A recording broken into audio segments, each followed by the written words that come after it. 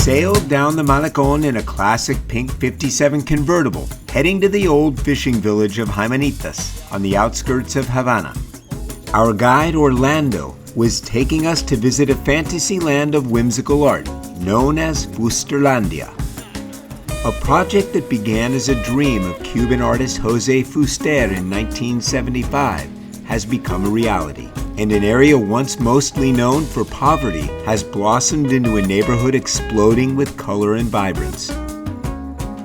We're at the home of Jose Fuster, otherwise known as Fusterlandia, as a community project. It started as just a person who enjoyed the style of mosaic that's sort of similar to Gaudi in Barcelona, and he did his house in that style, and the neighborhood picked it up and ran with it. And when you see it today, it's just mind-blowing what they've done with the community. It's beautiful.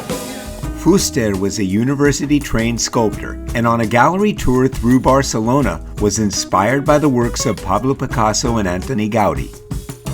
He returned to Cuba with the idea of moving art from the cloistered and elitist world of galleries and making it part of everyday life in the community. He started with his own house, and his neighbors thought he was a bit eccentric, maybe even crazy. But he convinced a few of them to let him turn their houses into living works of art, and once the people of the neighborhood understood his vision, pretty much everyone jumped on board. Now, busloads of tourists arrive daily, pumping money into an area that sorely needed it, proving that art has the power to transform lives. Keep your eyes open, because you never know the surprises that may be revealed. And Orlando introduced us to Cuco, the 17-year-old resident tortoise. Oh, Cuco. 17 years old. Hola, Cuco. The influences of Gaudi and Picasso are obvious, but Fuster brings another dimension to this style, known as naive art. Stories are told in these beautiful tiles, and you have to take your time to catch them. I am learning so much on this tour from Orlando, from everything from the water capture tanks here to stories about African deities, Babalu and Lazaro, the saint that rises in the Bible. It's a patron saint here in Cuba. This is a very educational tour. It's amazing.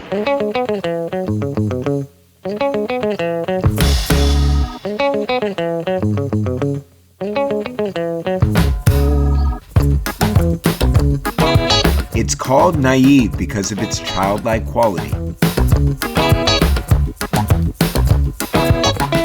Like this representation of Castro and his cohorts in the Grand Mob.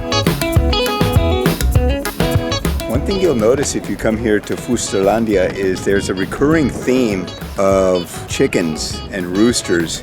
And our guide Orlando tells us that that's because Fuster was from the countryside, and so that's sort of a callback to his roots, because chickens are a very common thing and a very common sight in the countryside here in Cuba. So the neighbors have really picked up on it as well, because I see it on buildings around Fusterlandia as well. It's a really cool little touch. Now, don't go too quickly through this museum or this land, because as Orlando told me, you could come here 100 times and you'll see something new every single time. I almost walked right by this set of tiles right here that has the same face I see at the bottom of the pool, but I almost walked right by it.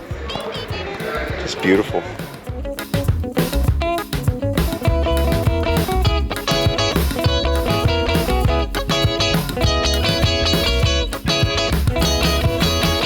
Make sure you take a walk around the neighborhood to get the full impact Fuster's project has made on the village. It's a canvas that displays in vivid living colors his idea that art can be something we live and interact with every day.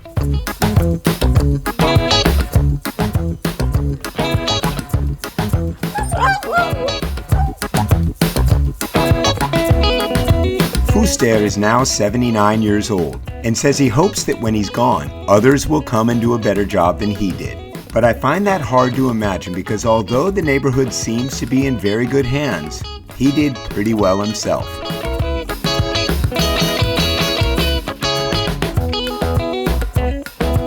Eventually, we found ourselves racing the storm clouds and had to head back, but not before getting a quintessential Havana experience. There is nothing like a ride in the rain through Havana in a convertible. Highly recommended. Woo! Some days are better than others.